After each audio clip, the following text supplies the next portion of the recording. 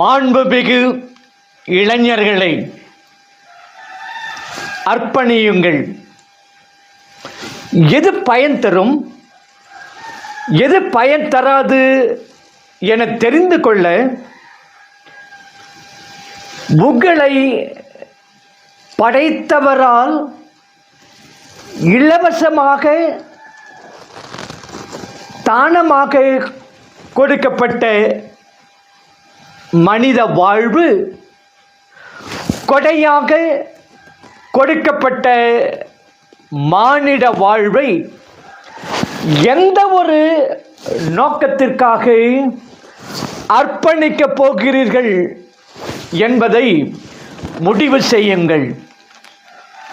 இந்த கேள்விக்கு இதுதான் சரியான விடை என்று எதுவும் கிடையாது.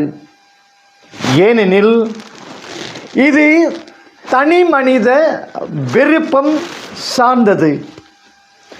ஆனால் இந்த கேள்விக்கு பதில் ஏதும் இல்லாது இருப்பதற்கு பதில் ஏதாவது பதிலை வைத்திருப்பது நல்லதுதானே? உதாரணத்திற்கு, என்னை 2 விடயங்கள் இயக்கின. இறந்த பின் அருள் வாழ்வு தளத்தில் நம்முடன் கூட வருவது நம் ஆன்மாவாக அல்லது இறை உயிராக மட்டுமே இருக்க முடியும் எனும்போது அதை மிக சிறப்பாக வைத்திருக்க வேண்டும் அல்லவா என்று ஒருவர் என்னிடம் கேட்டார். இரண்டாவது, நான் என்னுடைய பெற்றோர்களால் வளர்க்கப்பட்ட விதம். முதல் விடயத்தை நான் சமய ரீதியில் பார்க்கவில்லை. அந்த கருத்து என்னுடன் ஒன்றி போனது. என்னுள் எதையோ தூண்டிவிட்டது. நான் என்னுடன் எதை எடுத்து செல்கிறேன் என்றால் அதை நான் கொஞ்சம் சிரமப்பட்டு செப்பனிட வேண்டும், சீரமைக்க வேண்டும். என்னிடம் இருப்பதிலேயே மிக சிறப்பான பொருள் உயிர்தான் என்பதை நான் உறுதி செய்து கொள்ள வேண்டும். இது என்னை சிந்திக்க வைத்தது, யோசிக்க வைத்தது. இதை நான் எப்படி செய்ய முடியும்? இன்று வரை இதற்கு சரியான விடை கிடைக்கவில்லை. ஆய்வு செய்தேன், கூராய்வு செய்தேன், சோதனை செய்தேன், பரிசோதனைகள் செய்தேன், கற்றுக்கொண்டேன். என்னிடமிருந்தே பிறரிடமிருந்தே தவறுகள் செய்தேன், தேடினேன், தேடி தேடி ஓடினேன், பின்பற்றினேன், படித்தேன், கவனித்தேன். வாழ்க்கை முழுவதும் இந்த கேள்வியோடு போராடியுள்ளேன். என் வாழ்வை உயர்த்த, மேன்மைப்படுத்த, பிரம்மாண்டமாக்க, அருள் வாழ்வாக்க நான் என்ன செய்ய வேண்டும்? நிலை வாழ்வு பெற நான் என்ன செய்ய வேண்டும்?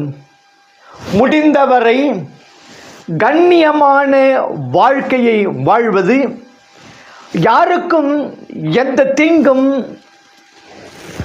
விளைவிக்காமல் இருப்பது, சந்திக்கும் அனைத்து மாந்தரையும் மனித நேயத்துடன், இறை நேயத்துடன், உயிர் நேயத்துடன்,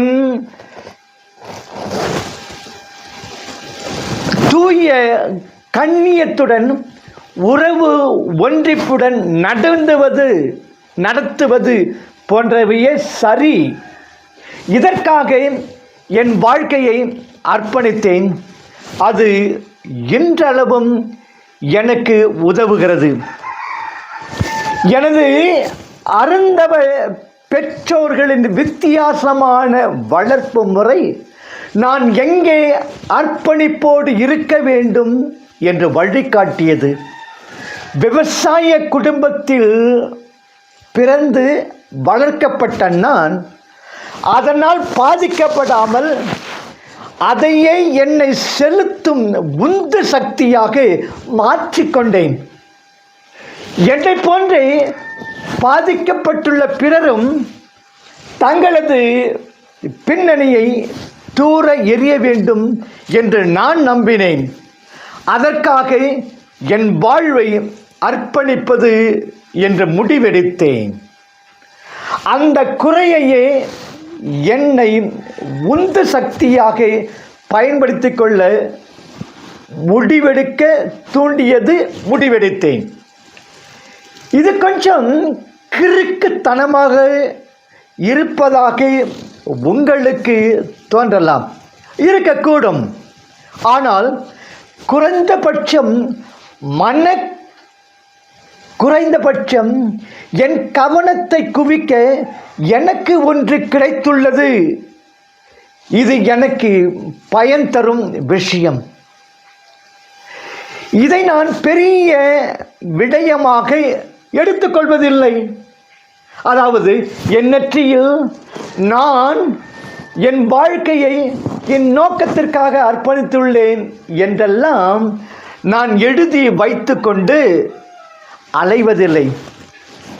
சப்தமே இன்றி கூச்சலிடாமல் கூக்குரலிடாமல் அமைதியாக மௌனமாக என் இதயத்தில் இதை நான் பொறித்து வைத்துள்ளேன். இதய கவனத்தில் கொண்டு 1. என்ன செய்கிறேன், 2. எப்படி செய்கிறேன், 3. எந்த திசையில் செல்கிறேன் ஆகியவற்றை பரிசீலித்துக் கொள்கிறேன்.